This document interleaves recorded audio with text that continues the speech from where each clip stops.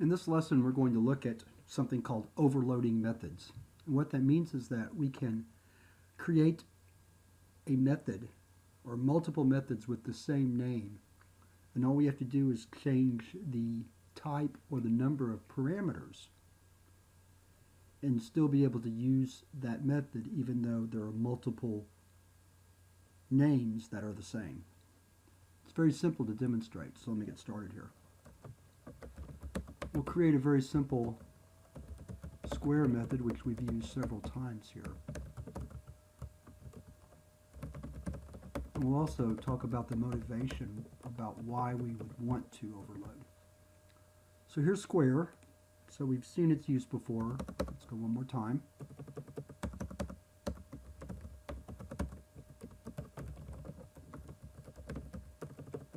So we're going to create a variable and then square its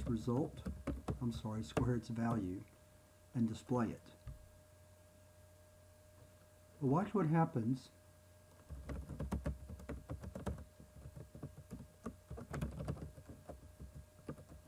and you can already guess, or you should be able to guess what's going to happen here when we try to square denum. Let's compile. And we can't do it. The reason we can't do it is because the square method is looking for an integer parameter, or in this case an integer argument.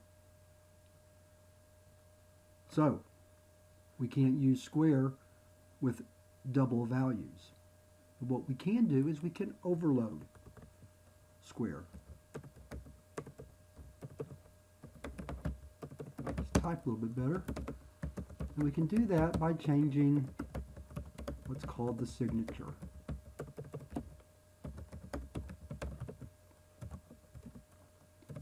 And all we have to do to change the signature is change the return type or the parameter type or the number of parameters. In this case, for square, all we have to do is change the return type and the type of the parameter. So that should compile now, and it does. And we can run the program.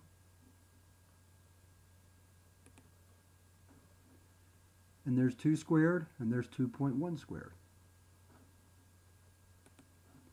So, in essence, that's all overloading is. And we can even overload it one more time, where we can even define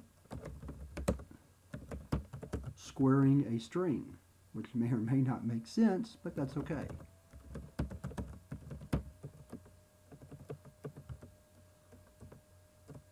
Oops, there we go.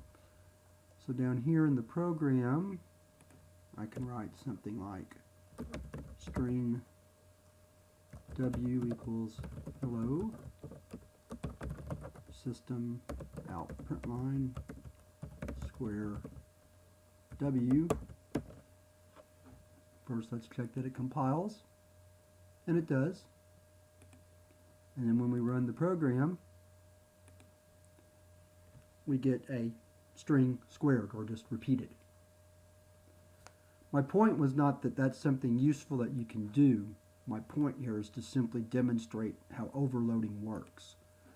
And so I think we've gotten a very good example here of what it means to overload a method. You simply have to change something about what we call the method signature. And there's some discrepancies as to what the actual signature consists of, but we're going to say for the sake of this lesson that it's all of this first part of the method definition. All you're probably ever going to change would be the return type or the number or type of parameters.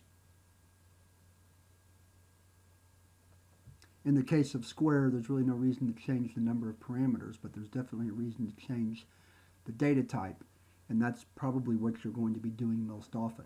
Now, having shown you all this, there's also a type of programming or a paradigm called generic programming, where I could write the square method so that it takes many different data types. And that would be to write it as a generic method rather than as an overloaded method. But that's beyond the scope of this course, and in an advanced Java course, we could learn about generic programming. But for now, we're learning about overloading method definitions, and that just means changing the signature so that each one is different so that the compiler can figure out which definition to use.